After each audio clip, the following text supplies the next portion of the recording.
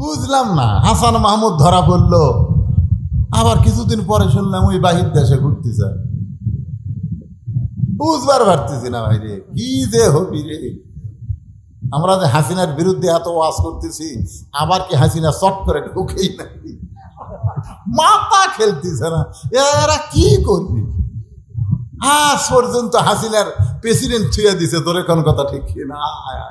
বাবা সুপ্পু এখনো ক্ষমতার বসে আছে। মাথা ঘোরে, আল্লাহ কি যে হবি রে। তবে আমি বলতেছি, বিএনপি আর জামাত ফেতনা না করে যদি এক হয়ে সামনে নির্বাচন করে, 15-20 বছরে আওয়ামী লীগের নাম নেওয়ার মতো মানুষ বাংলাদেশে থাকবে না। নাম নেওয়ার মতো মানুষ খুঁজে পাওয়া যাবে না। কিন্তু এই দুটার মধ্যে বিচ্ছিন্ন করতেছে একদল ষড়যন্ত্রীকারী। তোর কথা ঠিক কিনা ভাই? মাঝে মধ্যে চিন্তা করে, আবার কি ঠান্ডাবাদী করি নাকি? মাঝে মধ্যে চিন্তা হয়, কি ভাবতেছেন বলা যায় না। 200-র উপর খুনের কেস করা হয়েছে, খালি ঢুকে দেখো। তবে ভাই আমাদেরকে বিচ্ছিন্ন হলে চলবে না, আমাদেরকে এক হওয়া লাগবে। জোরে বলেন ঠিক কিনা? এখন বর্তমান বাংলাদেশে আগামী নির্বাচনে আমরা সমস্ত ইসলামী দল একত্র হয়ে নির্বাচন করতে চাই। এর মধ্যে যদি কোনো একদল ফেতনা বাজায়, কি মনে করতেছেন? আমরা মুজিব শাসন দেখেছি, দেখিনি? আমরা জিয়াউর রহমানের শাসন দেখেছি, কি কোন ভাই দেখেন নাই? আমরা এরশাদ চাচার শাসনও দেখেছি তো। আমরা বেগম জিয়ার শাসন দেখছি, আমরা হাসিনার শাসন দেখেছি, বেগম জিয়ার শাসন দেখেছি। আবার ভোট ছাড়া 16 বছর আমরা শাসন দেখলাম। এই 50 বছর হলে আমরা দেখতেছি মানব রচিত, মানুষের তৈরি আইন দিয়া শাসন। আগামীতে আমরা দেখতে চাই আল্লাহর কোরআনের বাংলাদেশ। ঠিক কিনা বলেন? আল্লাহর কোরআনের বাংলাদেশ যদি দেখতে চাই, তাহলে মনোযোগ ছাড়া আজকার ওয়াজ শোনার কোনো উপায় নেই। আসলেই তো ফিতনা খারাপ।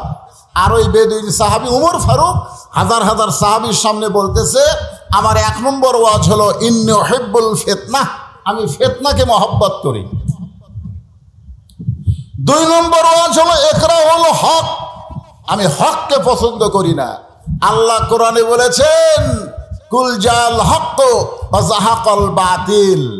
হক হচ্ছে আল্লাহর পছন্দ, বাতিল হচ্ছে শয়তান। জোরে বলেন ঠিক কিনা?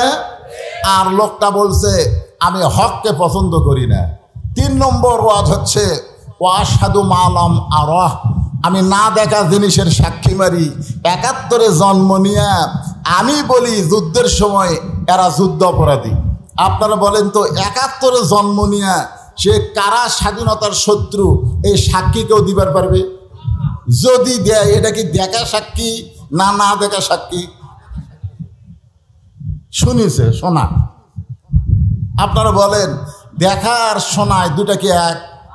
কেউ যদি আপনাকে বলে নওগাঁয় একটা মানুষ মারে 6 টুকরা করছে, আপনি যদি তাকে বলেন তুই কি দেখছিস ভাই? কয় না রে, রাস্তাঘাটে সেই পাগলা, শোনা কথার দাম নেই। এই 3টা ওয়াজ যখন করলেন, ওমর ফারুক রক্তের মতন তার চোখ 2টা লাল করলেন। আপনারা বলেন তো, হযরত ওমর ফারুক যে রাস্তা দিয়া যায়, ওই রাস্তা দিয়া শয়তান কয়দিন যাইতে ভয় পায়? কেন কেন ভয় পায়?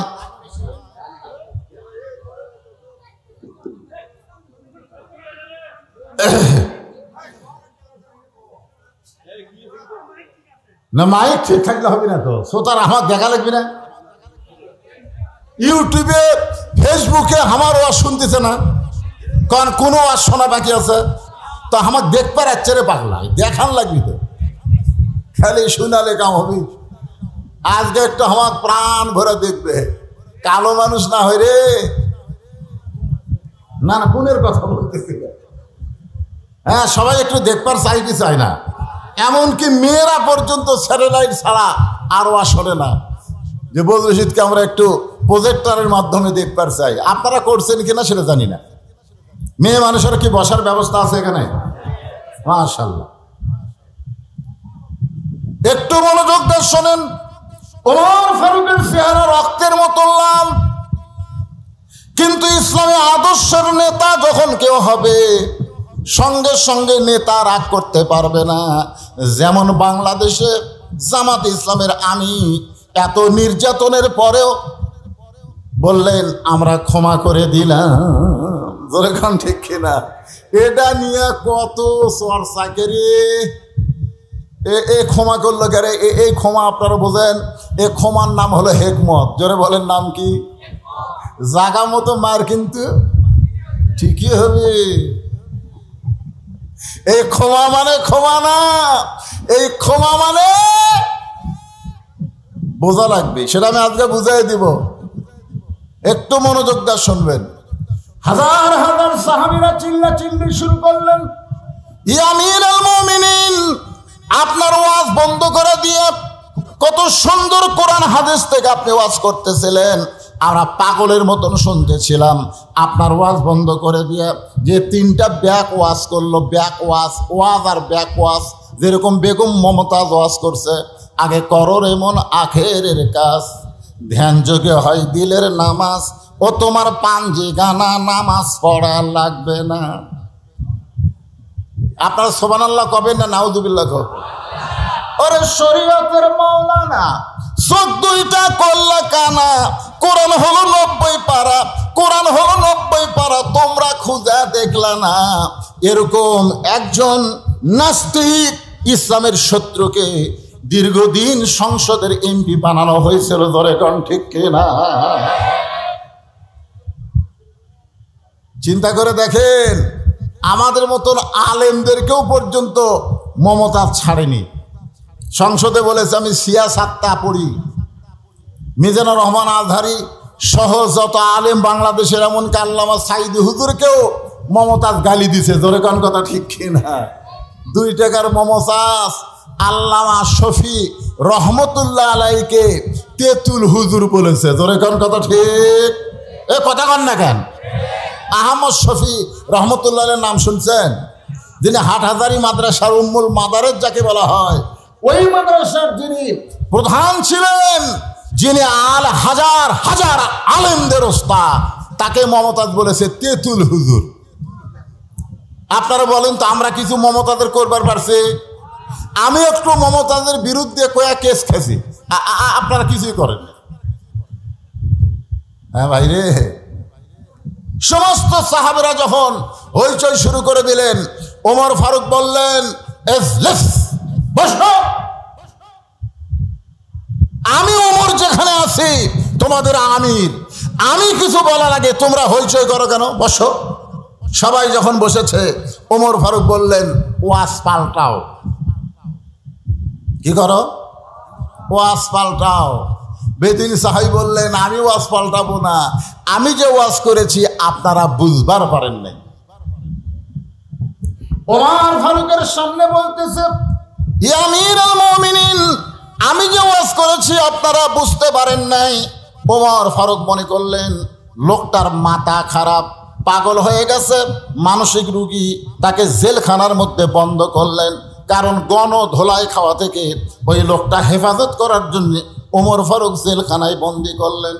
জেলখানায় বন্দি করে যখন শান নামাজ পড়ে হযরত ওমর বাড়িতে চলে গেলেন, বাড়িতে যাওয়ার পরে ওমর ফারুকের সামনে যখন তার বিবি খানা দেয়, ওমর ফারুকের বউ দূর থেকে হযরত ওমরের খাওয়া দেখে, কাছে কোনোদিন বসে খাবার দেয় না। আগে খাবার দিয়ে ওমর ফারুকের বউ দূরে গিয়া স্বামীর খাওয়া দেখে। হযরত ওমর ফারুক প্রত্যেক দিন খাবার আগে একটা দোয়া পড়েন, আল্লাহুম্মা বারিক লানা ফিমা রাযাকতানা ওয়া কিনা আযাবান নার। আল্লাহ রাসূল বলেছেন তুমি যখন খাবার সামনে পাবে ইচ্ছা মতো তুমি খানা খাবা না, তোমার ক্ষুধাকে তুমি 3 ভাগ করবা। ধরে কোন কয় ভাগ করবা? 1 ভাগ খাদ্য খাবা, 1 ভাগ পানি পান করবা, আর 1 ভাগ আল্লাহর জন্য ফাঁকা রাখবা। এই তরিকায় কেউ যদি খায় কোনোদিন বুকের চাইতে তার পেট উঁচু হবে না। খাবারও একটা সাইজ আছে, 1 ভাগ খাওয়া লাগবে। কয় ভাগ? আপনি সামনে খালি গরুর গোস্ত, খাসির গোস্ত, মুরগির গোস্ত, ইলিশ মাছ, ওরে বাবারে আজকে একটা খাওয়া দিমরে সমানে খাইতে খাইতে টুটি পর্যন্ত খাওয়ার পরে বলতে থেকে ভাই দই আছে, মিষ্টি খাওয়া সুন্নত। টুটি পর্যন্ত খাইয়াও মিষ্টি খাবার চায়। আপনারা বলেন তো ওই কি নবীর তরিকা মোতাবেক খাচ্ছে? কথা কান খাচ্ছে? তোমার ক্ষুধাকে কয় ভাগ করো? 1 ভাগ খাদ্য খাবেন। শোনেন, সবার জন্য বলতেছি, 1 ভাগ পানি পান করবেন আর 1 ভাগ ফাঁকা রাখবেন। আপনার এই বুকের উপর কোনোদিন ভুঁড়ি উঠবে না। বুকের উপর ভুঁড়ি ওঠা মানে আপনি পুরুষ মানুষ দুর্বল হয়ে যাবেন। জোরে কান কথা ঠিক কিনা? ওমর ফারুক দোয়া পড়ে খাবার শুরু করবেন। উমরের বউ দূর থেকে স্বামীর খাওয়া দেখেন, কারণ হযরত উমর প্রত্যেক দিন খাওয়া শেষ করে বিবির জন্য দোয়া করে, আল্লাহ যে বউটা আমাকে কষ্ট করে রুটি হালুয়া তৈরি করে দেয় ওই বউটাকে তুমি জান্নাত দিও। হাসরের ময়দানে আমি উমর বেহেশতের হুর গেলমান চাই না, আমার বউটাকে নিয়েই আমি জান্নাতে থাকতে চাই। আপনারা বলেন কোন স্বামী যদি এইরকম দোয়া করে তাহলে বউ খুশি হবে না বেজার হবে? আর আমরা কি দোয়া করি? আমরা দোয়া করি, আল্লাহ তুমি আমাকে জান্নাত দিও, আল্লাহ জান্নাতে হুর দিও। বউ চিন্তা করে খেরে জান্নাত চাইলো ঠিক আছে, জান্নাত আবার হুর কি? একদিন স্বামীকে বলছে, স্বামী হুর মানে কি? স্বামী বলছে যে হুর মানে সেই রকম সুন্দরী তোর মতন বেয়া সাইদা না। তুই কি মনে করছিস দুনিয়াতে ঠকছি ঠকছি, মরার পরে ঠকমকারে কমপক্ষে 70টা হুর পামরে। এক একটা হুর সেই বলে পপি শাবনুর কুলাবি না রে। বউ চিন্তা করে কারেন্ট গেলে আমি পাখার বাতাস করি, ফাটা পাওয়াত আমি ভ্যাজলিন দিয়ে দেই, কত কষ্ট করে আমি ভাত পাক করে স্বামীরে খাওয়াই, আর সেই স্বামী আমাক বাদ দিয়ে বেহেশতের হুর চাই। এই স্বামী তো স্বার্থপর স্বামী। একদিন বউ দোয়া করতেছে, আল্লাহ আমাকে জান্নাত দিও, জান্নাতে হুরে দিও। স্বামী কয় খেরে বউ হুরা কি? বলে হুরা হলো সুন্দর যুবক, তোমার মতন পাও ফাটা না। এখন আপনারা বলেন স্বামী স্ত্রীর মধ্যে মহব্বত হবে না গন্ডগোল হবে? এই জন্য ওমর ফারুক দোয়া করেছে, আল্লাহ যে বউটা কষ্ট করে আমাকে রুটি হালুয়া তৈরি করে দেয়, আমি দুনিয়া থেকে যখন চলে যাব জান্নাতে আমার এই বউটাকে আমি জান্নাতে চাই। এই দোয়াটা শোনার পরে ওমর ফারুকের বিবি খুশি হয়ে যায়। নিজের কষ্টের কথা আর মনের মধ্যে রাখতে পারে না। কিন্তু হযরত ওমর আজকে দোয়া পড়ে রুটি ছেড়ে যখন হালুয়া মুখে দিবার যাবে, এমন সময় ইন্নাল্লাহা ইয়ামুরুকুম আন তুআদ্দুল আমানাতি ইলা আহলিহা ওয়া ইযা হাকামতুম বাইনান নাস আন তাহকুমু বিল আদল। জোরে বলেন সুবহানাল্লাহ। এমন সময় আল্লাহর কোরআন ওমর ফারুকের সামনে এসে বলে, ওমর তোমাকে ক্ষুধা লাগতেছে আর তুমি খাইতেছো, কিন্তু যাকে কারাগারে বন্দি করেছো সে খাইছে কিনা একটাবার খবর নিয়েছো? সুবহানাল্লাহ জোরে কোন। 3টা খারাপ ওয়াজ করার জন্য যাকে হযরত ওমর জেলখানাত বন্দি করছে, বিবেক বলতেছে ওমর তুমি ক্ষুধা লাগতেছে আর রুটি হালুয়া খাইতেছো, কিন্তু যাকে কারাগারে বন্দি করছো সে খাইছে কিনা একটাবার খবর নিছো? আল্লাহ কোরআনে বলেছেন, ওয়াইজা হাকামতুম বাইনান নাস আন তাহকুমু বিল আদল। মানুষের ভিতরে তোমাকে যখন উচ্চ আসন দেওয়া হবে, চেয়ারম্যান করা হবে, মন্ত্রী করা হবে, এমপি করা হবে, তখন তুমি খাওয়ার আগে তোমাকে যারা ভোট দিয়ে নেতা বানাইছে তারা খাইছে কিনা একটাবার খবর নেওয়া লাগবে। জোরে বলেন কথা ঠিক। তুমি খাইতে খাইতে গোটা বাংলাদেশ খাইছো। ডক্টর ইউনূস জাতীয় সংঘের অনুষ্ঠানে গিয়া বলল গোটা বাংলাদেশ ধুয়ে করে দিছে। বাংলাদেশের টাকায় 95 বিলিয়ন ডলার এই শালা নেতারা পাচার করছে, জোরে কোন কথা ঠিক কিনা? কথা কর। খাসে তো খাসে, সব পাচার করছে। এরা আবার নেতা। দেখেন কোরআন কি বলতেছে, ওমর ক্ষুধা লাগতেছে আর রুটি হালুয়া খাইতেছ, যাকে কারাগারে বন্দি করছো সে খাইছে কিনা একটা বার খবর নিছ। সঙ্গে সঙ্গে হযরত ওমর রুটি হালুয়া মুখটা টোপলা করে ওই গভীর রাত্রে এশার নামাজের পরে গভীর রাত্রে ওই কারাগারের দরজায় গিয়ে বলতেছে, ভাইজান তোমার জন্য খাবার আনছি, মেহেরবানি করে তুমি খাদ্য খাও। কারাগারের কয়েদি বলতেছে, কোরআন দিয়া যখন রাষ্ট্র চলবে তখন নেতার ভাগ্যে খাওয়া না হলেও কারাগারের বন্দীরা খাবার ঠিকই পাবে। আল্লাহর কোরআন দিয়া যখন রাষ্ট্র চলবে তখন নেতার ভাগ্যে খাবার না হলেও বন্দীরা খাবার ঠিকই পাবে। ওমর ফারুক কোনো কথা না বলে কারাগারের বেদুইন বন্দি সাহাবীকে খাবার দিয়া যখন বাড়িতে গেলেন, বাড়িতে যাওয়ার পরে ওমর ফারুক ঘুমের বিছানায় যাচ্ছেন, কারণ ওমর ফারুক এশার নামাজের পরে সামান্য সময় একটু ঘুমায়, তারপরে রাতের অন্ধকারে মানুষের দুঃখ কষ্ট নিজের চোখে দেখে আর ঘুরে বেড়ায়। যখন ঘুমের বিছানায় যায় তখন বউ বলে, স্বামী গো আজকে কি আপনি খাবেন না? ওমর ফারুক বলে, তুমি না আমারে খাবার দিছ, আমি তো খাইছি।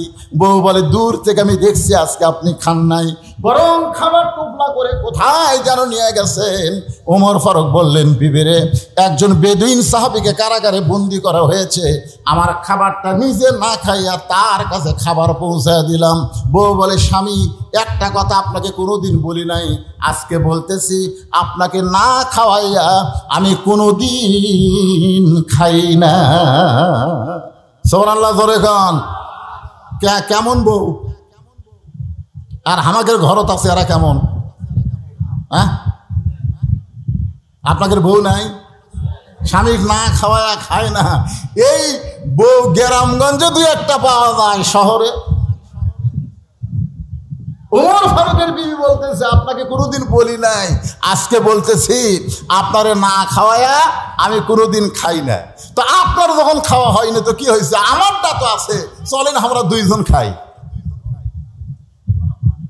এখন বিবির খাবার, স্বামী স্ত্রী দুইজন দোয়া পড়তেছেন, আল্লাহুম্মা বারিক লানা ফিমা রাযাকতানা ওয়া কিনা আযাবান্নার। এই বলে হযরত ওমর বিবির খাবার ভাগ করে যখন মুখে দিবার চাই, এমন সময় বিবেক বলতেছে, ওমর যাকে কারাগারে বন্দি করছো তাকে না হয় তোমার খাবার দিয়েছো, কিন্তু সে যদি বাড়ির কর্তা হয়, সে যদি বাড়ির অভিভাবক হয়, আর অভিভাবককে বন্দি রাইখা তার বাড়ির খবর না যায় না, তুমি কেমনে খাও? সুবহানাল্লাহ, ধরে কন। আল্লাহর কোরআন দিয়ে যখন বাংলাদেশ চলবে, এই বাংলাদেশের কোন নেতা দুর্নীতি করতে পারবে?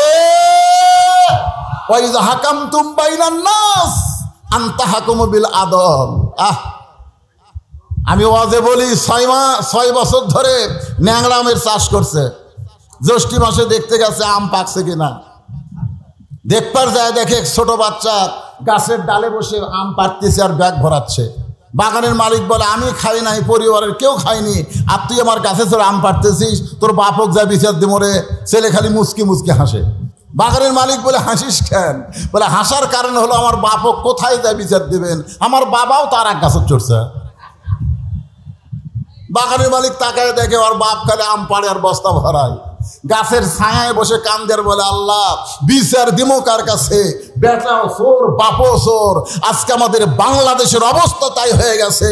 বিচার দিবেন কার কাছে? আলেমগুলা জেলখানায় আর বদমাশগুলা সব জামিন পায়। জোরে কোন কথা ঠিক না? চিন্তা করছেন? মাহমুদুর রহমান সবচাইতে বাংলাদেশের ভালো সাংবাদিক। জোরে কোন কথা ঠিক কিনা? মিস্টার জয় সাহেবকে নাকি সে হত্যা করবি, মিথ্যা একটা মামলা দিয়ে 6 বছর জেল দিল, 7 বছর জেল দিল। তিনি তার মাকে দেখতে সে একটু হাজিরা দিছে, আবার তাকে গ্রেফতার করে থানা দিছে। এগুলো আইন নয়, এগুলো আইনের নামে প্রহসন চলেছে। চোরেরা বিচারক হয়ে গেছে। জোরে কোন কথা ঠিক কিনা? বিচারক যদি চোর হয়, চোরের কাছে আপনি কি বিচার পাবেন? বেটাও চোর, বাপও চোর।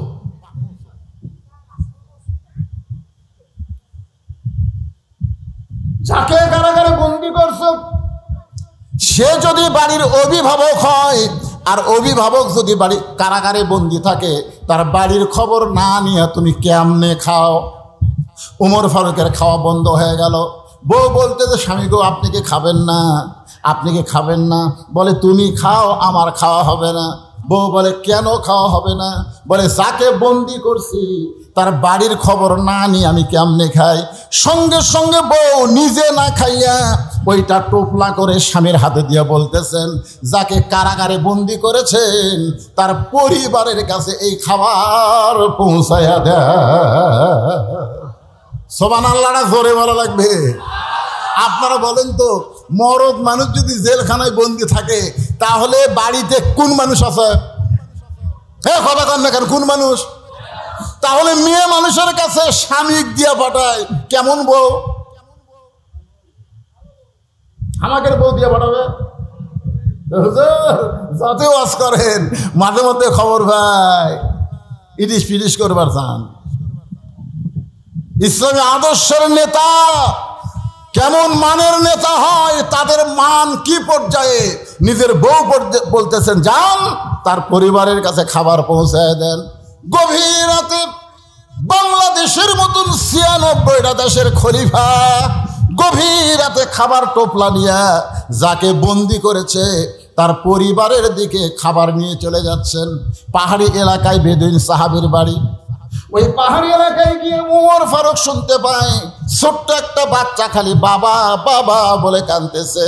ও বাবা, সকালবেলা চলে গেলেন বাড়ি থেকে বের হয়ে, এখন পর্যন্ত আপনি বাড়িতে আসলেন না। বাবা, আপনি কি জানেন না আপনি না আসলে আমি রাতের খাওয়া খাই না? ও বাবা গো, এত রাত হয়ে গেল, আপনি কেন আসেন না? ওমর ফারুক বুঝতে পারলেন যাকে কারাগারে বন্দি করছি হয়তো তারই সন্তান এমন করে কাঁদতেছে। ওমর ফারুক ছেলেটার কাছে গিয়ে বললেন, বাবা, আজকে তোমার বাবা কোনো কাজে আটকা পড়ে গেছে, আমি তোমার বাবা হইয়া তোমার কাছে খাবার নিয়ে আইছি, মেহেরবানি করে এই খাবারটা তুমি গ্রহণ করো। ছোট বাচ্চা বলতে পথিক, তুমি কি আল্লাহর কোরআন পড়ো নাই? সুবহানাল্লাহ বলেন। ছোট্ট একটা বাচ্চা গভীর রাত্রে হযরত ওমরকে বলতে পথিক, তুমি কি আল্লাহর কোরআন পড়ো নাই? আল্লাহর কোরআন যদি তুমি পড়তে তাহলে তুমি আমার কাছে বাবা হিসাবে উপস্থাপন করতে পারতা না। কারণ আল্লাহ কোরআনে বলেছেন, ওয়াকাযা রাব্বুকা আল্লা তা'বুদু ইল্লা ইয়াহু ওয়া বিল ওয়ালিদাইনি ইহসানান। আল্লাহর পরই সন্তানের কাছে হলো বাপ মা। জোরে কোন সুবহানাল্লাহ। আল্লাহর পরই সন্তানের কাছে হলো বাপ মা। এই বাপ মা হলো যে বাবা তাকে জন্ম দিছে। আমার জন্ম দেওয়া বাবা ছাড়া দুনিয়ার কাউকে আমি বাবার জায়গায় আসন দিতে পারি না। সুবহানাল্লাহ, জোরে কোন। দেখছেন, আল্লাহর কোরআন দিয়ে যখন রাষ্ট্র চলবে তখন কেল্লা বাবা, দয়াল বাবা, গাজা বাবা, খাতা বাবা, এক বাবাও বাংলার জমিনে থাকবে না। জোরে কোন কথা ঠিক কি না? তোর এত বাবা লাগে কারা? একটা ছোট্ট বাচ্চা ওমরকে বলতেছে, পথিক, তোমার ভিতরে কি আল্লাহর কোরআন নাই? তুমি আমার বাবা হওয়ার চাও?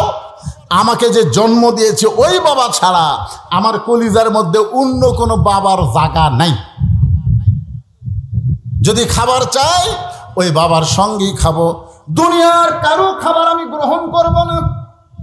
সঙ্গে সঙ্গে হযরত ওমর ওই ছোট বাচ্চাকে কাঁধে করে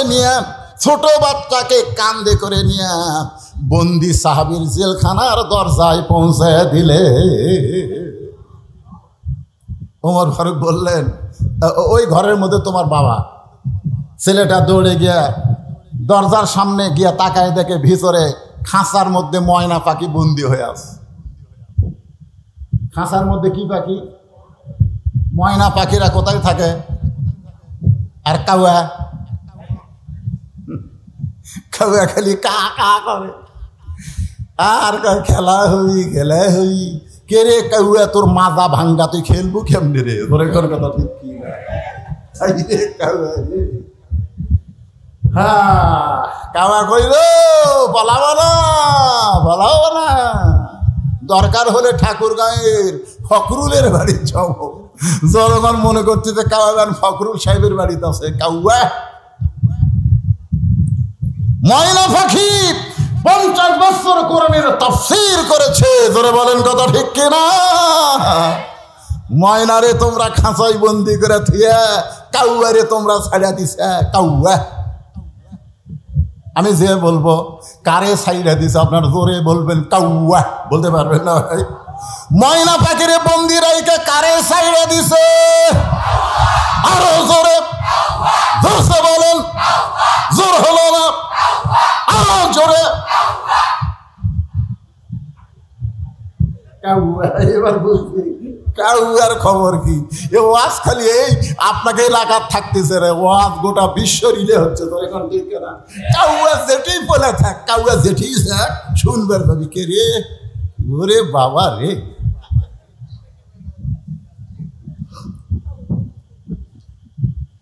এখন বেদুইন সাহাবীর ছোট্ট ছেলে জেলখানায় দরজায় গিয়ে বলতেছে, বাবা কে তোমাকে জেলখানায় বন্দি করছে? বাবা খালি একবার নাম কও, আমি তাকে সাইজ করব। সুবহানাল্লাহ।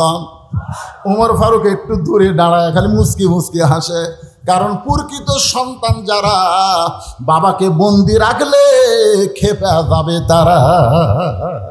প্রকৃত সন্তান যারা বউয়ের কথা শুনে বাপ মার উপরে রাগ করবে না তারা। তোরে কোন কথা ঠিক কিনা?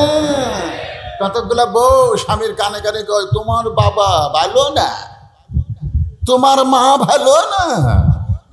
তখন ওই বইয়ের কথা শুনে কয় ঠিক আছে বুড়া বুড়ি কি করি। আর আসল সন্তান যারা হবে বউ বলার সাথে সাথে ও সাফা বরাবর একটা চড় মারা সুন্নত। জোরে কোন কথা ঠিক কিনা? শালীন শালী তুই মরে গেলে সকালে বিকালে বিয়ে করো রে। তুই কার বিরুদ্ধে কথা বলিস? আমার বাপের বিরুদ্ধে মায়ের বিরুদ্ধে কথা বলতেছিস? তুই মরলে বিয়ে করবো রে, তোকে ছাড়া দিলে বইয়ের অভাব নেই। আর যাদের বিরুদ্ধে বলতেছিস এই বাপ মা যদি মারা যায় কিয়ামত পর্যন্ত কাঁদলে আর বাপ মাকে পাওয়া যাবে না। জোরে কোন কথা ঠিক কিনা? প্রকৃত সন্তান যারা হবে তারা বাপ মার বিরুদ্ধে একটা কথাও শোনার সময় দিবে না। কথা কন না, কথা কন না কেন? বাপ মাও গ্রাম থুয়া শহরতে 6 তলা বাড়ি করে কি মশান মারতিছে, মশান মারতেছে। বাবা অসুস্থ, এখন সেই 5 ফিট থেকে বগুড়া আইছে। পপুলারে ডাক্তারের এত ভিড় ভাই, দেখতে দেখতে রাত 9টা বাজে গেছে। এখন রাত 9টার সময় 5 ফিট কাহলো 5 ফিট কেমনে যায়? মন বলতেছে কে তোর বেটার বাসাই তো আছে জলেশ্বরী তলা, বাসার যা। মন বলতেছে বেটার বাসার যা।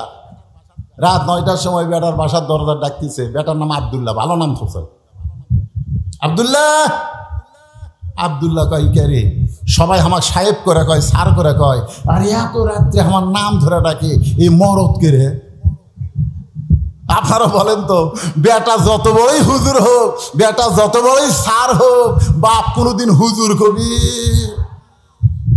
আমার বাপ আমার কোনোদিন হুজুর কয়নি। কে বজলু? বজলু রশিদও কয়নি। কে রে বজলু, এই তোর চেহারা এরকম শুকে যাচ্ছে কে রে? ওয়াজ কম করে পারিস না? মানুষজন দাওয়াত দিবার আছে আর আমার বাপ ডাকে এ বজলু কি খবর? আমি কই আল্লাহ রে। একদিন বাবাকে বললাম আব্বা মানুষজন যখন আসে তখন একটু তোকে হুজুর করে খাওয়া লাগবে নাকি? আব্দুল্লাহ আব্দুল্লাহ বুঝবার পারছে মরদ যাচ্ছে। সুবহানাল্লাহ খান দরজা খুলি বলতেছে বাবা রাত 9টার সময় কেন আইছেন বাবা? বলে ডাক্তারের কারণে এত রুগীর ভিড়। দেখতে দেখতে 9টা বাজা গেল। এই 9টার সময় 5 ফিট কেমনে যায়? এবার আব্দুল্লাহ বাপকে ধরে রেস্টরুমে গেছে। রেস্টরুম আব্বা একটু বসেন, একটু আপনি বসেন বাবা। বাবারে বসায় থিয়া বইয়ের কাছে আইছে। বউ কম্বল গাওয়া শুতে পড়ছে, শীতকাল তো। বইয়ের কানে কানে বলতেছে কে গো? বাবা আইছে। ময়না পাখি বাবা আইছে, ওটো গো। কি তোর বাপ যখন আব্দুল্লাহ চিল্লালে আমি শুনিনি? স্বামী চমকে উঠছে, ওরে বাবা রে, শালা বইয়ের পাগলা। ধরে কোন কথা ঠিক না? আমি উঠতে পারবো না, পারলে তুমি খাবার দাও। বাবা যা বলতেছে, আব্বা, বাপ বলতেছে আমার পেট ভরাই আছে। তুই কি মনে করছিস আমি না খেয়ে আছি? খালি থাক পেট দে রে, সকাল হলেই চলে যাবো। বাপ বুঝবার পারছে ওর বইয়ের ভক্তই, বইয়ের ভক্ত, গাঁড়িয়ার জাত। জোরে কোন কিসের জাত? গাঁড়িয়ার জাত, বইয়ের ভক্ত। বাপ বুঝবার পারছে খালি থাক পেট দে রে, যাওয়ার যদি গাড়ি থাকতো তোর বাড়ি থেমে আসতাম। বেটা কইছে, আব্বা তাহলে ওই ঘরে শোতেন। বাবা ঘুমায় গেছে। রাত 11টার সময় বইয়ের ভাই শালা, কয়টার সময়? 11টার সময় ডাকতেছে, শেফালি আপা। আব্দুল্লাহ শুতে আছে, শেফালি কম্বল ফেলে দেয়, মারছে লাভ। স্বামী তাকায় দেখে কম্বল আছে, বউ নাই। মানে বউ এসে গেট খুলে বলতেছে, হ্যাঁ ভাই এত রাত্রে কেন? বলে ক্যারাম বোর্ড খেলতে খেলতে ঘড়ি দেখিনি, 11টা বাজছে, শুত পার চাই। বোন বলে, খবরদার, তুই না খায় শুতলে আমার চোখে ঘুম ধরবে। বস। ডাইনিং টেবিলের চেয়ারে বসায় দিয়া ভাত গরম, মাছ গরম, সব গরম করে ভাইয়ের সামনে দিয়া বলতেছে, খা ভাই, খা ভাই, তুই না খাইলে আমার কলজার শান্তি নেই। আব্দুল্লাহ কয়, 9টার সময় আর বাপ আছে, তোকে চেতন করা যায়নি। আর 11টার সময় ভাইয়ের সামনে খা ভাই, খা ভাই। বার হয়ে দেখে 5 তরকারি গরম ভাত, শালার মাথার বইয়ের হাত। কয় তরকারি? 5 তরকারি গরম ভাত, শালার মাথার বইয়ের হাত। আব্দুল্লাহ আস্তে আস্তে বাবা যে ঘরে ঘুমাই, ওই ঘরের জানলার কাছে গিয়া জিরো বাল্বে বাবার শুকনা মুখ দেখতে পায়। বাবা মুখটা শুকনা করে ঘুম পাড়তেছে। আব্দুল্লাহর চোখ দিয়ে দর দর করে পানি পড়তেছে। যে বাবা না খাইয়া গ্রামের জমি বিক্রি কইরা আমাকে লেখাপড়া করে সাহেব বানাইছে, আজকে সেই বাবা না খাইয়া ঘুম পাড়তেছে। আর আমার বইয়ের ভাই শালার সামনে 5 তরকারি গরম ভাত। আমার কি করার কিছুই নাই? আমার কি করার কিছুই নাই? আল্লাহর কোরআন সামনে দাঁড়ায় বলতেছে, তুই যদি বেটা হোস, প্রকৃত সন্তান হোস, বাপের মুখের দিকে তাকালে একটা কবুল হজের সওয়াব। ধরে কোন সুবহানাল্লাহ। আল্লাহ কোরআনে বললেন, ওয়াকাযা রাব্বুকা আল্লা তা'বুদু ইল্লা ইয়্যাহু ওয়া বিল ওয়ালিদাইনি ইহসানা। বিবেক জাগ্রত হয়ে বলতেছে আব্দুল্লাহ, ওয়া আমিলুস সালিহা, একটা নেক আমল কর। আব্দুল্লাহ বলতেছে, কি নেক আমল কর্ম? বিবেক বলতেছে, তোর বাড়িতে কি কিছুই নাই? আব্দুল্লাহ চোখ বন্ধ করে দেখে উটি বলা একটা বেলান আছে, উটি বলা একটা বেলান। বিবেক বলতেছে, তোর বউ তো তোর শালা খিলাচ্ছে, তুই আস্তে আস্তে বিলে যেমন ইন্দুর ধরে এভাবে চুপি চুপি বইয়ের পিছনে গিয়া এমন জায়গায় একটা বাড়ি মারবো, যেটি বাড়ি মারলে পুলিশকে দেখাবার পারবি না, কোনো নেতাকেও দেখাবার পারবি না। একের মিডল পয়েন্ট একটা বাড়ি মারবো, যেটি উঁচা হয়ে আছে ওই জায়গা বিসমিল্লাহ করে 1 বাড়ি মারলে 1 হজ, 2 বাড়ি মারলে 2 হজ। ওই বেলান নিয়ে যায় বিসমিল্লাহ করে বইয়ের পাশায় মারছে বাড়ি। এত জোরে বাড়ি মারছে, শালাও দৌড়, বউ দৌড়। শালা চিল্লা বলে, দুলা ভাই আমার বোনকে মারলেন কেন? আব্দুল্লাহ বলতেছে, তোর বোন আমার কে হয়? তুই যে বলতেছিস আমার বোনকে মারলেন কেন, তোর বোন আমার কে হয়? তোর বোন আমার বউ হয়। তোর বোনকে এত ভালোবাসি, আমার বাপ মাকে গ্রামে রাইখা আমি শহরে তোর বোনের জন্য একটা বাসা বানাইছি। কি জন্যে মারলাম? আয়। শালা বলতেছে, আমারেও তোরে মারবো না, তোরে একটু দেখাবার চাই। এবার শালার হাত ধরে বাবা যেই ঘরে ঘুম পাড়তেছে ওই ঘরের জানলার কাছে নিয়ে যায়, বলে, দেখো তো ভিতরে কে ঘুম পাড়তেছে? বলে, আপনার বাবা কখন আইছে? বলে, 9টার সময় আইছে। তোর বোনকে বললাম খাবার দে, তোর বোন বলল আমি খাবার দিবার পারবো না, আপনি পারলে খাবার দেন। তোর বোন খাবার না দেওয়ার কারণে আমার বাবা না খাইয়া 9টার সময় ঘুমাইছে, আর 11টার সময় তোর সামনে 5 তরকারি গরম ভাত। বল রে শালা, বল আমার আমল কি? শালা বলতেছে, দুলা ভাই আর একটা মারেন। আর একটা মারেনি, মানুষের জাত না। এই বাপের আত্মীয় পছন্দ করে, শ্বশুরের আত্মীয় 2 চোখে দেখবার পারে না। এমন বউ বাংলার ঘরে ঘরে। জোরে বলেন কথা ঠিক কি না? আমার মায়েরা যারা পর্দার অন্তর আছেন, আপনি আপনার স্বামীর আত্মীয়কে ভালোবাসেন, দেখবেন আপনার স্বামী আপনার মা বাবার জন্য পাগল হয়ে যাবে। আপনি নিজের মাকে ভালোবাসেন কিন্তু শাশুড়িকে আপনি পছন্দ করেন না, আপনি নিজের বাবাকে পছন্দ করেন কিন্তু শ্বশুরকে পছন্দ করেন না। এজন্য সমাজের মধ্যে ফেতনা চলতেছে। জোরে বলেন কথা ঠিক কি না? ওমর ফারুক মুস্কি মুস্কি হাসতেছে। মনে আছে ছেলেটা বলতেছে, বাবা কে আপনাকে জেলখানায় বন্দি করলো? খালি একবার নাম কোন, আমি তাকে সাইজ করবো। সুবহানাল্লাহ খান। সঙ্গে সঙ্গে বেদুইন সাহাবী সন্তানকে মুখে আঙ্গুল দিয়ে বলতেছে, চুপ চুপ, এই কি বলিস পাগলা, খালি নাম কর। কাছে ডেকে শুন। ছেলে যখন কাছে গেছে ফিসফিস করে বলতেছে, এই পাগলা, আমাকে কে কারাগারে বন্দি করছে, তুই তার নাম শুনবো? বলে, হ্যাঁ আব্বা, খালি নাম কোন তো? বলে, তার নাম হলো হযরত উমর। যেই বলছে হযরত উমর, বেদুইন সাহাবীর সন্তান জেলখানার দরজায় বসে কান্দের, বলে, বাবা উমর ফারুক যদি আপনাকে কারাগারে বন্দি করে তাহলে আপনি অন্যায় করেছেন। সুবহানাল্লাহ বলেন। কিছুক্ষণ আগে কি বলছে? খালি নাম কন। কি বলছে? খালি নাম কন। আর এখন যেই নাম কইছে, আপনি বলেন তো ছেলেটা কার পক্ষে? সবাই বলতে হবে কার পক্ষে। কিছুক্ষণ আগে কি বলছে? খালি নাম কন, তার আমি সাইজ করবো। যেই বলছে হযরত উমর, সঙ্গে সঙ্গে ছেলেটা জেলখানার দরজায় বসে কান্দের, বলে, বাবা হযরত উমর যদি আপনাকে বন্ধ করে তাহলে আপনি নিশ্চয়ই অন্যায় করেছেন। আপনারা বলেন তো, নাম শোনার সঙ্গে সঙ্গে ছেলেটা বাবার বিপক্ষে উমরের পক্ষে কেন হলো? এই কেন হওয়ার পিছনে কারণ হলো, এই ছেলেটা রাত্রেবেলা যখন ঘুম পারতো না তখন বাবা হযরত উমরের জীবনে শুনাইতো। একদিন বলতেছে, ও বেটা, তুই কি জানিস আমাদের এই মদিনায় এমন একজন খলিফা রয়েছে, সবাই যখন ঘুম পাড়ে ওই খলিফা তখন রাতের অন্ধকারে একা একা মানুষের দুঃখ কষ্ট দেখে। একদিন খলিফা মানুষের দুঃখ কষ্ট দেখতে গিয়া দেখতে পায় একটা তাঁবুর ভিতর থেকে একজন পুরুষ মানুষ বাইরে খালি দৌড়াদৌড়ি করতেছে। ওমর ফারুক লোকটাকে সালাম দিয়ে বলে, ভাই তাঁবুর মধ্যে না ঢুইকা আপনি বাহিরে দৌড়াদৌড়ি করেন। লোকটা বলতেছে, আমার বাড়ি হলো অমুক দেশে, আমি অমুক দেশে যাবার চাই। এই তাঁবুর মধ্যে আমার বউ আছে, বউটা প্রসব বেদনায় ছটফট করতেছে। এখন আমি কি করব? আমি এখন পুরুষ মানুষ হয়ে তো আমার বউয়ের প্রসব বেদনার কোনো ব্যবস্থা করতে পারি না। ওমর ফারুক বলেন, একটু ধৈর্য ধরেন। এক দৌড়ে বাড়িতে এসে তার বিবিকে নিয়ে গেলেন। ধাত্রী হিসাবে তার বউটা সন্তান ধরার পরে বললেন, খলিফাতুল মুসলিমিন ওমর, আপনার বন্ধুকে বলেন আপনার বন্ধু একটা কন্যা সন্তানের বাপ হয়ে গেছে। যে হযরত ওমর আরামের ঘুম বাদ দিয়ে মানুষের দুঃখ কষ্ট দেখে, সেই ওমর যখন আপনাকে জেলখানায় বন্দি করেছে তাহলে আপনি অন্যায় করেছেন।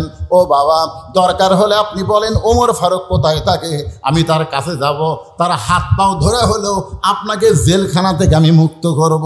বেদুইন সাহেব বলে, বেটা রে, উমরের দরবারে গিয়া তুই আমাকে বের করতে পারবি না। এই জেলখানা থেকে যদি বের করতে চাস তাহলে শিক্ষামন্ত্রী হযরত আলীর দরবারে যা। সুবহানাল্লাহ করে কান। আমি যে 3টা ওয়াজ করেছি, এই ওয়াজ করার সময় যদি হযরত আলী ওইখানে থাকতো তাহলে আমাকে জেলখানায় বন্দী হওয়া লাগতো না। কারণ আমার ওয়াজ শুধু হযরত আলী বুঝে, দুনিয়ার আর কেউ বুঝবার পারবে না। কারণ হযরত আলী হচ্ছেন এই মুহূর্তে শিক্ষামন্ত্রী। জোরে কোন কি মন্ত্রী? বেদুইন সাহাবী তার সন্তানকে বলতেছে, এই জেলখানা থেকে যদি আমাকে বের করবার চাও তাহলে শিক্ষামন্ত্রী হযরত আলীর কাছে যাও। আপনারা বলেন তো, 90% মুসলমানের জন্য একটা ভালো শিক্ষামন্ত্রীর দরকার আছে না নাই? কিছুদিন আগে যেই মন্ত্রী ছিল নাম হলো নওফেল। ধরে বলেন নাম কি? শালা কত বড় বদমাই জানেন। আমাদের শিক্ষার মধ্যে ইসলাম তুলে দিয়ে দুর্গা পূজা মূর্তি ভরায় দিছিল। জোরে কোন কথা ঠিক? যদি বাংলাদেশে কোরআন দিয়ে রাষ্ট্র চলে তাহলে শিক্ষামন্ত্রী প্রাইমারির শিক্ষার ভিতরে আকডম বাগডম ঘোড়াডম সাজে, ঢাক ঢোলক ঝাগর বাজে, বাঁচতে বাঁচতে চলল ঢুলি, ঢুলি গেল কমলা ফুলি, এইগুলো শিক্ষা থাকবে না। প্রাইমারির শিক্ষাই হবে আল্লাহর কোরআনের শিক্ষা। ধরে বলেন ঠিক কিনা? ইকরা বিইসমি রাব্বিকাল্লাযী খালাক, বলো সে আল্লাহর নামে যে আল্লাহ তোমাকে সৃষ্টি করেছেন। আমাদের মাসুম বাচ্চাকে সেই শিক্ষা না দিয়া আইরে আইটিয়ে না হে ভরা দিয়ে না লে গেল বোয়াল মাসে তাই না দেখা ভোদর নাচে। কি এলে শিক্ষামন্ত্রী?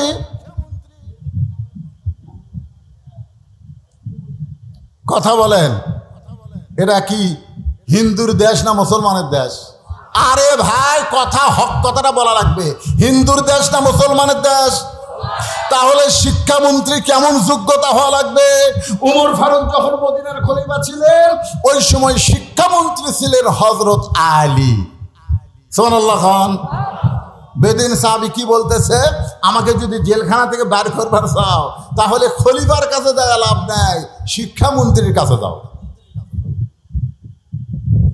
বেদিন সাহাবীর ছোট্ট ছেলে শিক্ষামন্ত্রীর বাড়ির দিকে রওনা দিলেন। বাড়ির কাছে গিয়ে দেখে দুইটা যুবক দাঁড়ায় আছে, চাঁদের চাইতেও সুন্দর, নাম হলো হাসান আর হোসাইন।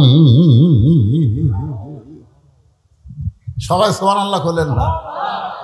মরা গেলে বুঝবেন, মরা গেলে বুঝবেন। সাইদুস শাবাবে আহলিল জান্নাহ হাসান হোসাইন রাদিয়াল্লাহু তাআলা আনহুমা জান্নাতি সমস্ত যুবকদের সর্দার হবে। কয়জন? কে রে? সবাই কথা কন না কেন? কে? নেইমার আর মেসি? হ্যাঁ, নেইমার আর মেসি? তোমরা তো খালি মেসি আর নেইমার নিয়ে পাগলা হয়ে গেছো। হাসান হোসেন চিনো? চিনো হাসান হোসেন? ইসলামের জন্য যাকে টুকরা টুকরা করা হয়েছে তার নাম হলো হোসাইন। জোরে বলেন কত ঠিক? ছোট্ট ছেলে, বেদুইন সাহাবীর ছোট্ট ছেলে শিক্ষামন্ত্রীর বাড়ির দরজা যায় দেখে র্যাব নেই, পুলিশ নেই, দুইটা যুবক দাঁড়ায় আছে, নাম হলো হাসান হোসাইন, চাঁদের চাইতেও সুন্দর। সুবহানাল্লাহ খান। হাসান মানে কি, হোসাইন মানে কি বোঝা লাগবে তো ভাইজান। জান্নাতুল বাকি মদিনার পাশে যে গোরস্থান, এই গোরস্থান যখন জিয়ারত করলাম একজন আমাকে বলল, হুজুর ওই যে কবর দেখতেছেন এই কবরটা হলো হযরত হাসান রাদিয়াল্লাহর কবর। আগে সব কবর চেনা যাইতো, কিন্তু বর্তমান সৌদি সরকার এরা সব কবর ভাঙ্গা দিছে। যেটা শুরু হয়েছিল বাংলাদেশে মাজার ভাঙ্গা। জোরে কন কি ভাঙ্গা? এ কথা কন কি ভাঙ্গা? আগে সব মাজার ছিল। তুরস্কর সময় তুর্কিরা যখন শাসন করত সব মাজার ছিল, কিন্তু যখন বর্তমান সরকার সৌদি আরবে যারা আছে এরা যখন ক্ষমতা পাইল তখন সব মাজার ভাঙ্গা দিল। খালি তিনটা মাজার আছে, একটা হলো নবীর রওজা, একটা আবু বকর আর একটা হযরত ওমর। এই তিনটার মধ্যে হাত দিবার পারে। কথা কয় না কেন? তারপরও কিছুদিন আগে, এটা হবে 21 সালে সৌদির একজন আলেম বাদশার কাছে গিয়ে বলতেছে, বাদশাহ আমরা তদন্ত করে দেখেছি মানুষ কাবা ঘরের কাছে তেমন কান্দে না, কিন্তু নবী রওজার পাশে আসলে কান্দে। গভীর রাত্রে রওজা থেকে নবীকে বের করে ওই জান্নাতুল বাকির কোনো এক জায়গায় দাফন করা হোক।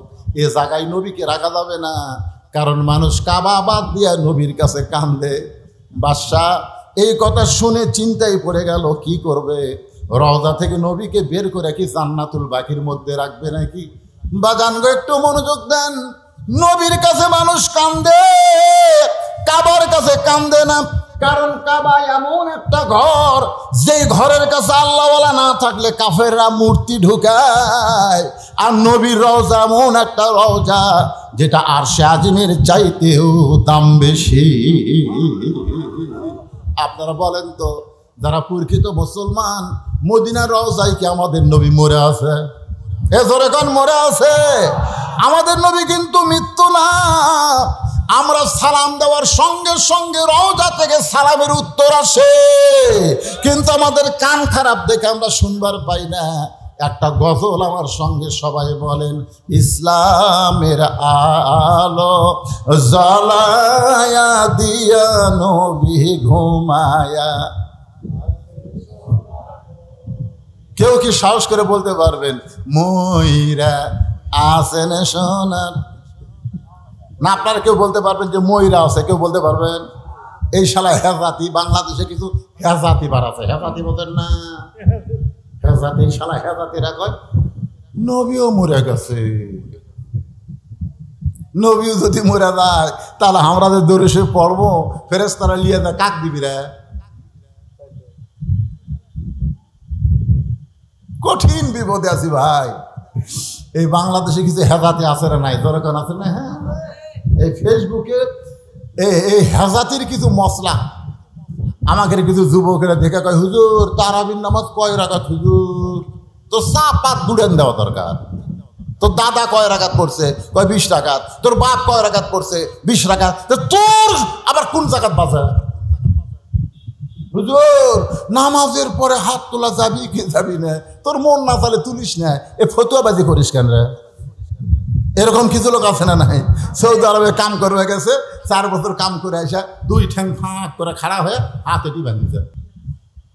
কে রে এটা কি করছে? হুজুর সৌদি আরবে। তুই সৌদি আরবে কি লেখাপড়া করবার গেছিল? তুই সৌদি আরবের কোন ভার্সিটি পড়ছু? কয় না হুজুর আমি ক্লিনার। তুই ক্লিনার হয়ে আসা হাত এটি বাঁধলু, তার মানে আমরা মুফতি হয়ে হাত সব এটি বাঁধিচ্ছি, আর তুই রাস্তা সাফ করে আসে হাত এটি বাঁধিস, ঠ্যাং ফাঁক করে দাঁড়াস। তোর কি অন্ডকোষ বড় হচ্ছে কেরে?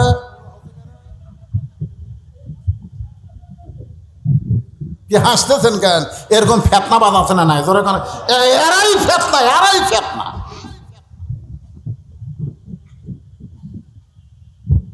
বাগান একটু মনোযোগ দিয়ে শোনেন। শিক্ষামন্ত্রীর বাড়ির দরজায় গিয়ে হাসান আর হোসাইন ছেলেটা সালাম দিয়ে বলতেছে, শিক্ষামন্ত্রীর সঙ্গে আমি দেখা করবার চাই। হাসান হোসাইন বলে, কে রে পুচকে? শিক্ষামন্ত্রীর কি দরকার? এই কথা হাসান হোসেন সেই বলতেছে, এমন সময় হযরত আলী ঘর থেকে বাইরে চলে আইছে। লিল্লাহু আকবার। কোনো প্রোটোকল লাগে নাই, কোনো পিএস লাগে নাই, সরাসরি শিক্ষামন্ত্রী ঘর থেকে বের হয়ে এসে ছোট্ট বাচ্চাকে বলতেছে, বাবু শিক্ষামন্ত্রী তোমার কি দরকার? বলে, আমার বাবাকে হযরত ওমর জেলখানায় বন্দি করেছে। আলী বলতেছে, উমর ফারুক যখন জেলখানায় বন্দি করেছে তখন আমাক দিয়া কোনো কাম হবে না।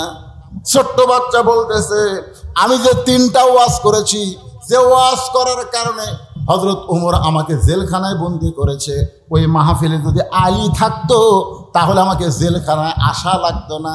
তার মানে বোঝা গেল এই ওয়াজের মধ্যে কিছু গুরুভেদি আছে। জোরে কোন কথা ঠিক কিনা? আপনি ছিলেন না বলে আমার বাবাকে জেলখানায় বন্দি করেছে, মেহেরবানি করে আপনি একটু কি যাবেন? আপনি কি একটু যাবেন? একটা ছোট্ট বাচ্চার সঙ্গে হযরত আলী জেলখানার দিকে রওনা দিলেন। জেলখানার দরজায় এসে বেদিন সাহাবীকে দেখলেন, কি এমন ওয়াজ করেছো যে ওয়াজ করার কারণে তোমাকে জেলখানায় বন্দি করে রাখছে? বেদিন সাহাবী বললেন, ইন্নী উহিব্বুল ফিতনা ইকরাহুল হক ওয়া আশহাদু মা লাম আরা।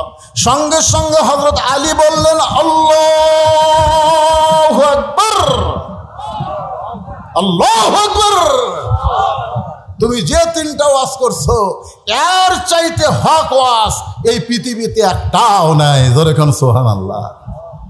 হযরত আলী বলতেছে, আল্লাহু আকবার, এর চাইতে হক ওয়াজ পৃথিবীতে এক। অসংখ্য সাহাবীর মাধ্যমে তাকে জেলখানায় বন্দি করলো। আপনারা বলেন তো এর মধ্যে কারণ আছে না নাই? কি কারণে ওমর ফারুক জেলখানায় বন্দি করলো, আর কোন কারণে হযরত আলী আল্লাহু আকবার তাকবীর দিয়ে বলতেছে এর চাইতে হক ওয়াজ আর পৃথিবীতে একটাও নাই? এটাকে আপনারা শুনবেন? আমি আল্লাহর কোরআন থেকে আপনাদের শোনাবো। কারা কারা শুনবেন দুই হাত একটু আল্লাহকে দেখান ভাইজান। লিল্লাহি তাকবীর। হাত নামান। আপনারা কিন্তু হাত তুলে শুনবার চাচ্ছেন, এখন না শুনে ওদের কেউ জোরে মুরব্বী নাকি?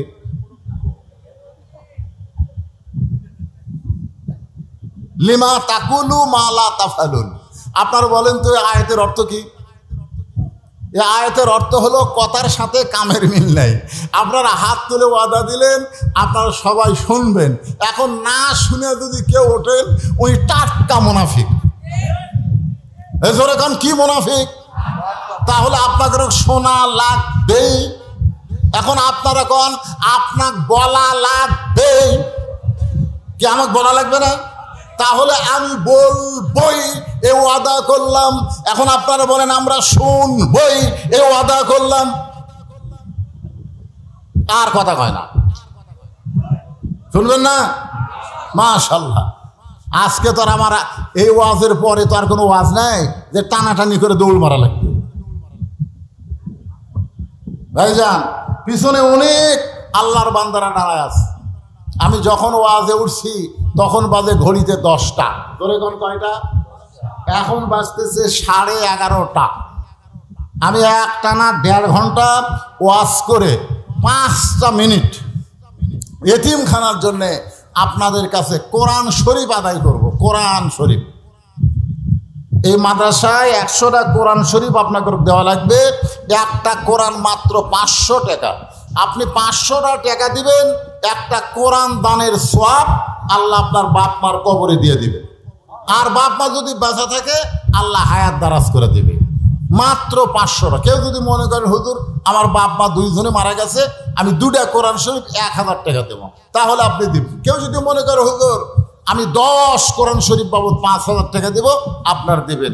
আজকের আদায় শুধুই কোরআন শরীফ। সর্বোত্তম কোন আল্লাহর বান্দা কোরআন শরীফ বাবদ 500 টাকা এতিমখানা মাদ্রাসায় দান করবেন। একটু আসেন। আর সাইড দিয়া মাদ্রাসার যারা হিতাকাঙ্ক্ষী আছে তাদেরকে আমি বলবো, অনেকে আছে কোরআন শরীফ দেওয়ার মতন 500 টাকা তাদের পকেটে নাই। যাদের নাই তাদের কাছে আপনারা ব্যাগ নিয়ে যাবেন। 10 টাকা, 20 টাকা, 50 টাকা, 100 টাকা, যে যা পারবেন আল্লাহর হস্তে আজকের এই মাহফিলে আপনারা দান করবেন। এটা দেওয়া মাত্রই কাম শুরু করছে। এটা আমি পড়িনি। মাশাআল্লাহ। সর্বোত্তম আল্লাহর একজন পাগল আল্লাহর নবীর এতিম মাদ্রাসায় কোরআন শরীফ বাবদ 500 টাকা দান করেছে, আল্লাহ কবুল করেন। আর একজন কোরআন বাবদ 500 টাকা দান করছে। আর একজন কোরআন বাবদ 500 টাকা দান করছে অসুস্থ মানুষের জন্য সুস্থতার নিয়তে, আল্লাহ দানকে কবুল করেন। আর একজন কোরআন শরীফ বাবদ 500 টাকা দান করছে, আল্লাহ কবুল করেন। আর একজন কে রে 500 দেওয়া লাগবে রে, 300 কে দেয় রে? শর্ট আছে তো তাহলে একদিন 700 টাকা ফেরত দেন। কি করবেন ভাই? হুজুর শর্ট আছে, ঠিক আছে, তাও 300 টাকা আল্লাহর কোরআন বাবদ আল্লাহ আপনি কবুল করে নেন। আল্লাহুম্মা আমিন। আল্লাহ। মা বোনদের বসার ব্যবস্থা কোথায় করছেন? মায়েরা কোরআন শরীফ খুব দান করে, ওখানে বিশ্বস্ত লোক পাঠান লাগবে। আবার এই গাঁজাখোর, হিরোইনখোর, ইয়াবাখোর যেন না যায়, কারণ টাকা তুলে আর একদিকে আউট হয়ে যাবি। হ্যাঁ, মাদ্রাসার ছাত্ররা আছে, মায়েরা খুশি মনে কোরআন শরীফ বাবদ 500 করে টাকা দান করবেন। যিনি যা পারবেন আল্লাহর রাস্তায় দান করবেন। ভাইজান এখানে আজকের মাহফিলের প্রধান অতিথি সাহেব দান করছে, পরে আবার দিবে। সভাপতি সাহেব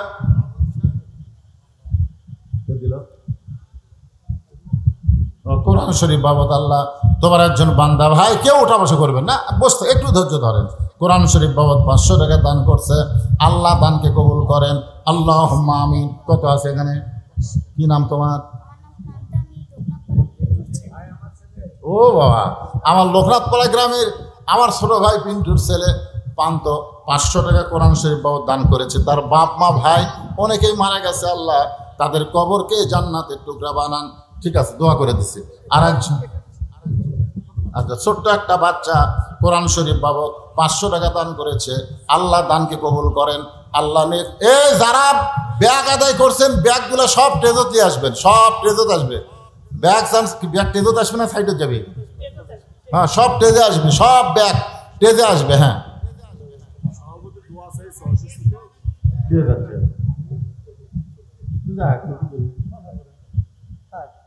ও আদা করছে হাত তুলে, তারপরে তারা কি মুসলমান হয়ে যাচ্ছে? তাই ومن الناس من يقول آمنا بالله وباليوم الآخر وما هم بمؤمنين। আল্লাহ আর একজন কোরআন শরীফ বাবদ 500 টাকা দান করছে। আল্লাহ দান কি, এই পিছনে যারা দাঁড়িয়ে আছেন এই সুযোগে আপনারা বসেন না কেন? আরে মূল ওয়াজ তো বাকি আছে। শিক্ষামন্ত্রী হযরত আলী তাকবীর দিছে, আর খলিফা হযরত ওমর জেলখানাত বন্দি করছে। কি জানার দরকার আছে না নাই? জোরে কোন। হ্যাঁ, আর একজন আল্লাহর বান্দা কোরআন শরীফ বাবদ 500 টাকা দান করেছে। আল্লাহ দানকে কবুল করেন। আল্লাহ যে নিয়তে দান করছে নেক নিয়ত নেক আশা কবুল করেন। সকলেই বল আল্লাহুম্মা আমিন। সবাই একটু জিকির করেন, সবাই মহব্বত একটু জিকির করেন। লা ইলাহা ইল্লাল্লাহ, লা ইলাহা ইল্লাল্লাহ, লা ইলাহা ইল্লাল্লাহ, লা ইলাহা ইল্লাল্লাহ, লা ইলাহা ইল্লাল্লাহু মুহাম্মাদুর রাসূলুল্লাহ সাল্লাল্লাহু আলাইহি সাল্লাম। আপনি মাদ্রাসা কি পদে আছেন?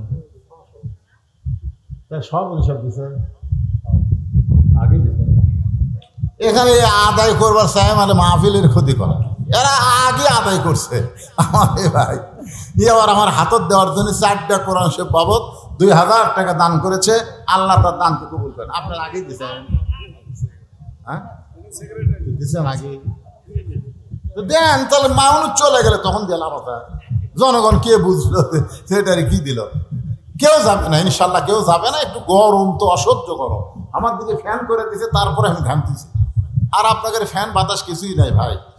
তারপরে ঘন্টার পর ঘন্টা বসে আছেন। এই পিছনের ডানানোগুলা বসা যাবে? বসলি সোয়াব, বসো। এই মাদ্রাসার সভাপতি সাহেব আগেই দান করছে। সহ সভাপতি একজন না কয়েকজন? 5 জন দিছে। তারা না আমার কাছে থাক, এরা কেউ দেয়নি। চশমা ছাড়া আমার দেখা কঠিন পারে।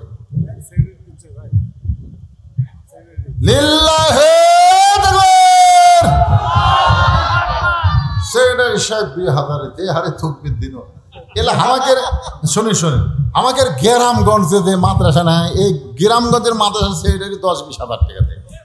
আর এলা শহর ওদের কি বুঝতে পারছি না রে।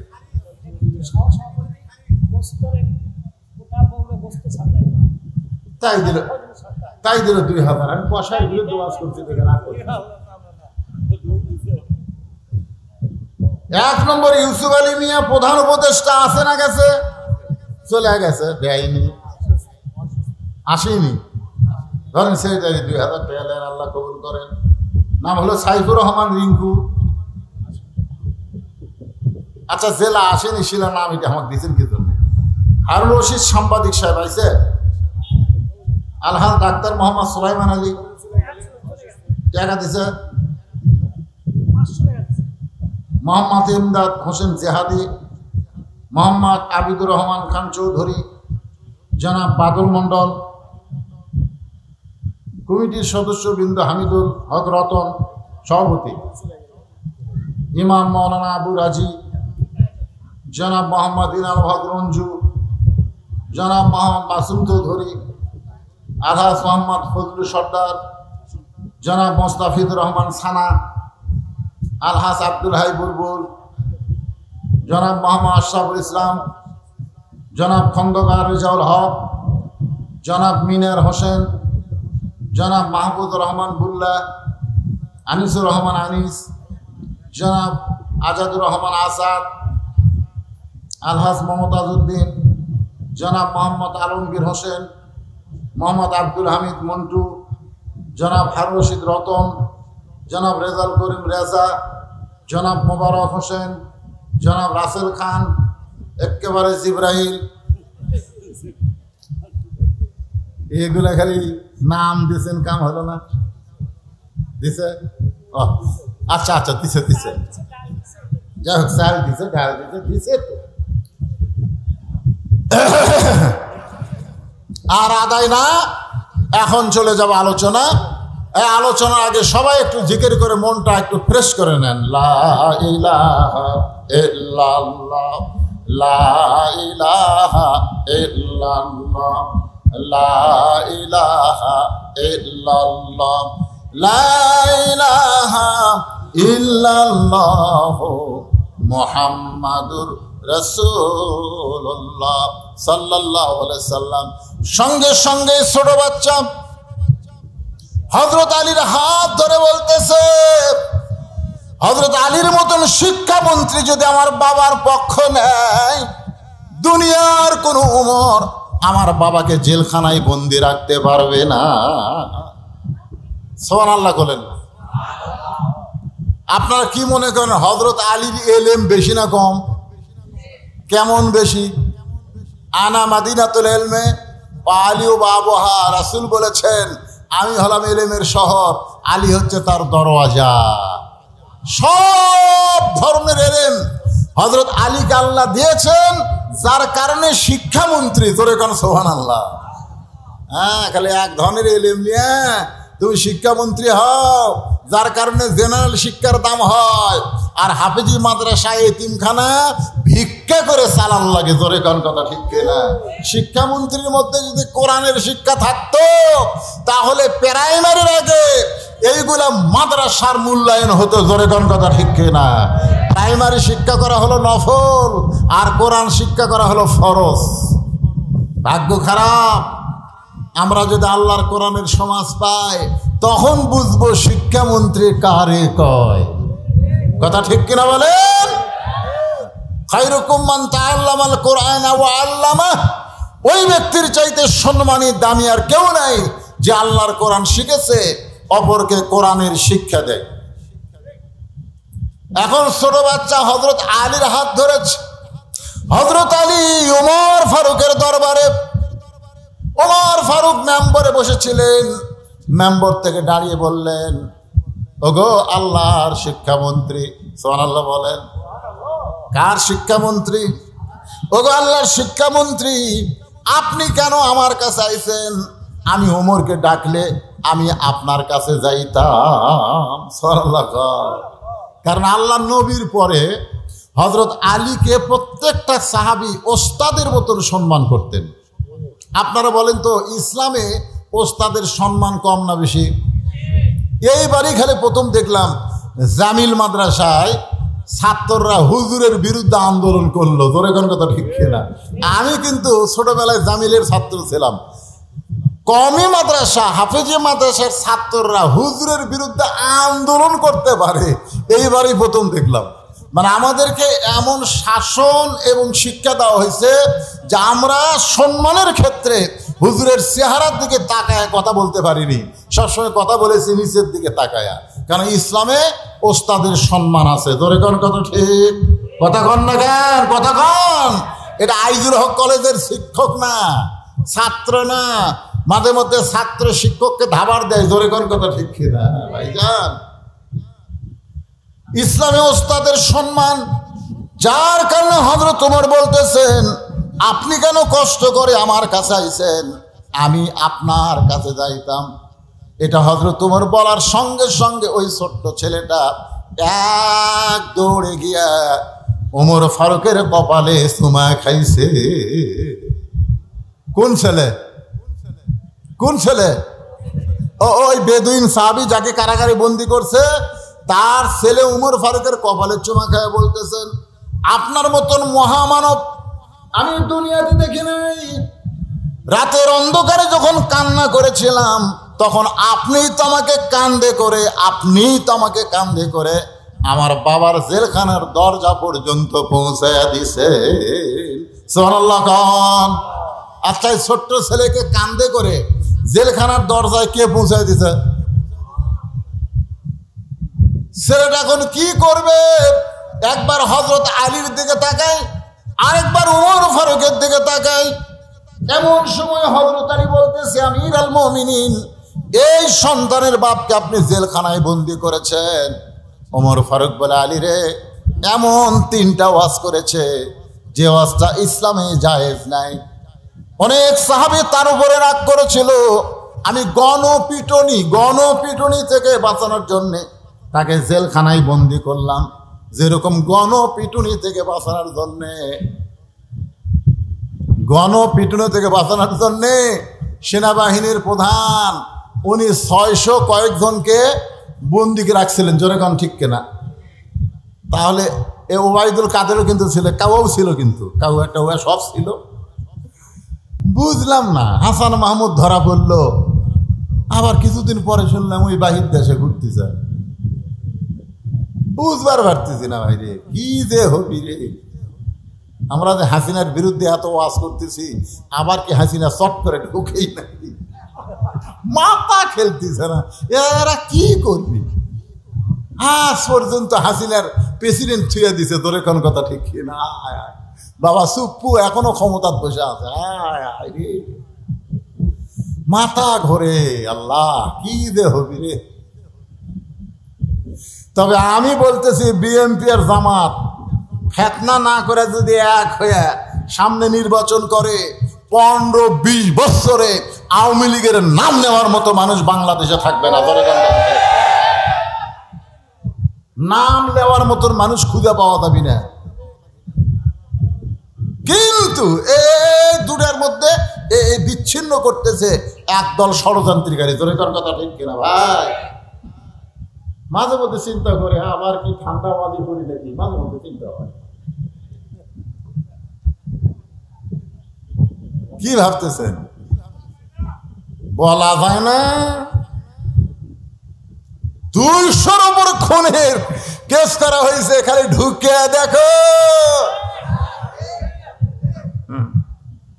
তবে ভাই, আমাদেরকে বিচ্ছিন্ন হলে চলবে না, আমাদেরকে এক হওয়া লাগবে। জোরে বলুন ঠিক কিনা? আল্লাহর বান্দার একটু মনোযোগ দেন। জনগণের গণপিটুনি থেকে বাঁচানোর জন্য এই সন্তানের বাপকে আমি জেলখানায় বন্দি করে রাখছি। এমন 3টা খারাপ ওয়াজ করছে। আলী বলতেছে, কি 3টা ওয়াজ করেছে? ওমর ফারুক বললেন, 1 নম্বর হলো ইন্নী উহিব্বুল ফিতনা, আমি ফিতনাকে মহব্বত করি। হযরত আলী বলতেছেন, লোকটা তো ঠিকই বলেছে, আল্লাহ কোরআনে বলেছে, ইন্নামা আমওয়ালুকুম ওয়া আওলাদুকুম ফিতনা, নিশ্চয়ই সম্পদ আর সন্তান হলো বিপদের কারণ। এরপরেও দুনিয়ার তামাম মানুষ সম্পদ আর সন্তানকে মহব্বত করে। কথাটা তো বেদিন সাহাবীর না, কথাটা কার? আরো জোরে বলেন, কি বলছে আল্লাহ? ইন্নামা আমওয়ালুকুম ওয়া আওলাদুকুম ফিতনা। আপনারা বলেন তো, সম্পদ আর সন্তান এটা কি মহব্বতের জিনিস না? কথা কন, সন্তানকে আপনি মহব্বত করেন না? কিন্তু আল্লাহ বলেছেন ফিতনা। বেদিন সাহাবী তার সন্তানকে মহব্বত করে, এই কারণেই বলেছে আমি ফিতনাকে মহব্বত করি। সে তো নিজের কথা বলে না, সে তো আল্লাহর কোরআনের কথাই বলেছে। ওমর ফারুক বলে, আলী ভাই, আমি তো বুঝবার পারি নাই। লোকটা 2 নম্বর ওয়াজ করেছে, ইকরাহুল হক, আমি হককে পছন্দ করি না। আলী বলতেছে, লোকটা তো ঠিকই বলেছেন, জাত সাকারাতুল মাউত হক, প্রত্যেকটা মানুষের জীবনে মৃত্যু হক, এরপরে মৃত্যুরে কেউ পছন্দ করে না। আপনারা বলেন তো, মৃত্যু কি আমাদের জীবনে সত্য না মিথ্যা? আল্লাহ কোরআনে বলেছেন, জাত সাকারাতুল মাউতু হক, মৃত্যুটা আমাদের জীবনের হক। তারপরে আমরা কেউ মৃত্যুরে পছন্দ করি? কথা কন না রে ভাই, আপনারা মৃত্যুরে পছন্দ করেন? স্বামীর ক্যান্সার রোগ হয়েছে, এখন বউ খালি সামনে কান্দে আর বলে, আল্লাহ আমার স্বামীর মৃত্যু আমাকে দাও, স্বামীর হায়াত আমাকে দাও, আমার হায়াত স্বামীকে দাও। কারণ 1 মাস পরে স্বামী মরবি। তারপরে বউ বলতেছে, আল্লাহ আল্লাহ আমার স্বামী বেঁচে থাকে, আল্লাহ আমি মরে যাই। স্বামী কয়, আল্লাহ ভাগ্য করে আমার একটা বউ পাইছি রে। রাত্রেবেলা স্বামী স্ত্রী যখন ঘরের মধ্যে ঘুমাইছে, ওই ঘরে বাড়িতে একটা আড়িয়া গরু আসলো। জোরে কন, কি গরু? আড়িয়া গরু। দড়ি ছেঁড়া হয়ে বাড়ির বার হয়েছে, গেট বন্ধ। গোটা বাড়ি খুঁজে দেখে বারান্দায় সিলভারের পাতিল, তার তলে হলো চিটালালি। এখন সিটা ঢালি খাবার চাই কিন্তু হাতত পায় না। জোর করে যখন মাথা ঢুকাইছে, সিটা ঢালি পাশে ঠিকই, কিন্তু ছোট দুটো শিং এই যে সিলভারের পাতিলের কান্দার মধ্যে আটকে গেছে। সিটা ঢালি খাওয়ার পরে মাথা ঢোকায় কিন্তু পাতিল আর মাথা ছাড়ে না। এখন আহিরিয়া গরু গোয়াল ঘরা বাদ দিয়ে স্বামী স্ত্রী যে ঘরে ঘুমায় আছে ওই ঘরের মধ্যে হো হো করে ঢুকছে।